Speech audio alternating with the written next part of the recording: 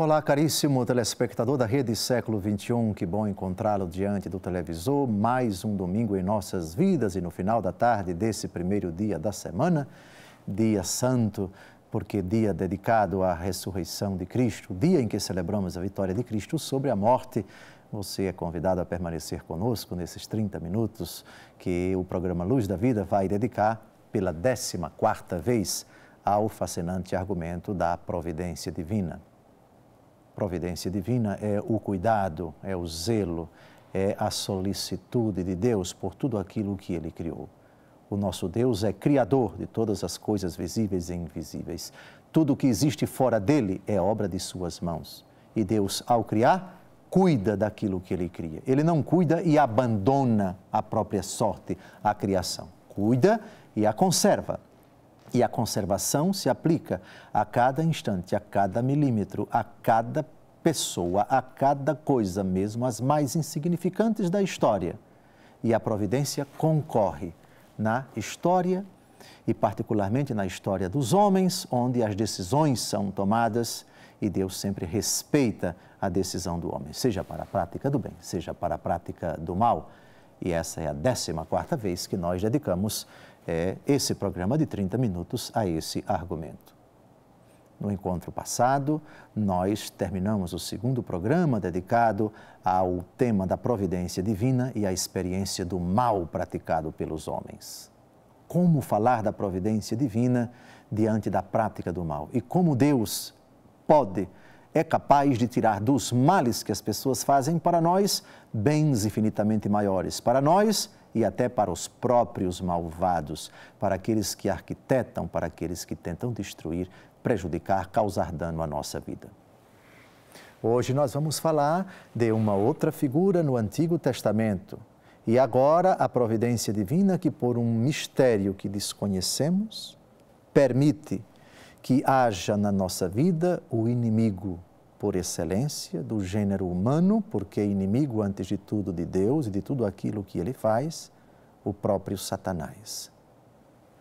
Jó, o justo inocente. Deus submete Jó a um sofrimento indizível, cadenciado, uma tragédia atrás da outra, tudo por fustigação do demônio, que se apresenta diante de Deus e pede autorização a Deus para causar prejuízo, danos na vida de Jó. E Deus permite. E o demônio começa a agir. E Jó começa a sofrer. É uma desgraça atrás da outra. Por que o justo inocente sofre?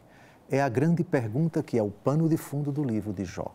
Como explicar o sofrimento do justo? O sofrimento do inocente, daquele que ama, que teme e que obedece a Deus. Essa é a temática do livro de Jó.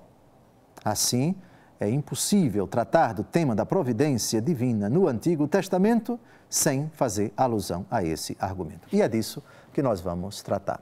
Portanto, agora já vamos começar com um mistério. O demônio se apresenta diante de Deus e pede autorização para causar dano, para prejudicar Jó. E Deus, mistério dos mistérios, permite. Jó, capítulo 1, versículos de 6 a 12. Um dia em que os filhos de Deus se apresentaram diante do Senhor, veio também Satanás entre eles. O Senhor disse-lhe: de onde vens tu? Andei dando volta pelo mundo, disse Satanás, e passeando por ele. O Senhor disse-lhe: notaste o meu servo Jó? Não há ninguém igual a ele na terra, íntegro, reto, temente a Deus, afastado do mal. Mas Satanás respondeu ao Senhor: é a troco de nada que Jó teme a Deus?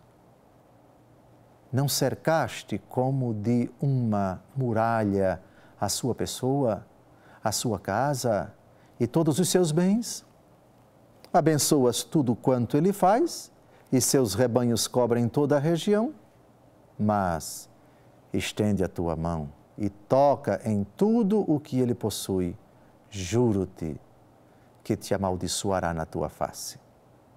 Pois bem, respondeu o Senhor, tudo o que ele tem está em teu poder, mas não estendas a tua mão contra a sua pessoa. E Satanás saiu da presença do Senhor. Eu confesso a você, caro telespectador, que essa permissão de Deus é uma das frases, eu considero, uma das frases mais misteriosas do Antigo Testamento. Deus permite que o diabo nos fustigue. Deus confere poderes ao diabo sobre nós. Eu vou repetir a frase bem devagar. Tudo o que ele possui está em teu poder. Aqui o mistério, a fé no mistério da providência, precisa realmente do auxílio divino para dizer, eu creio. E eu verdadeiramente digo, eu creio, apesar de não compreender com a minha própria razão. E mesmo crendo, eu não consigo esgotar esse mistério. Como Deus pode dar tantos poderes ao diabo para tentar o frágil, o indefeso, o pequeno Jó. O demônio pede autorização a Deus para fustigar o justo inocente. Daqui nós tiramos algumas lições importantes. A primeira lição é que o demônio, em absoluto, não tem poder nenhum. Jesus, certa feita, no seu julgamento, disse à autoridade romana que recebeu a incumbência de julgá-lo. Tu não terias nenhum poder se ele não te fosse dado do alto. O mesmo se aplica ao demônio. Portanto, em absoluto, o demônio não pode nada. Não pode tocar em ninguém, não pode fustigar ninguém, não pode atingir a vida de ninguém. Se ele o faz, é porque recebeu permissão de Deus e com limites. Na 1 Coríntios capítulo 10, de 12 a 13, o apóstolo Paulo diz, não vos sobreveio tentação sobre-humana. Deus é fiel, não permitirá que sejais tentados acima das vossas forças. Mas com a tentação, ele vos dará meios para triunfar sobre ela. Mas faz parte do mistério da providência que Deus conceda por um mistério que desconhecemos, que o demônio nos fustigue. Os padres da igreja dizem que essa permissão é para o nosso bem, é para a prova dos corações retos, é para a correção dos corações fracos, é para a ilustração da sua bondade, para que confiemos nele e busquemos o seu socorro, o seu auxílio, a sua proteção.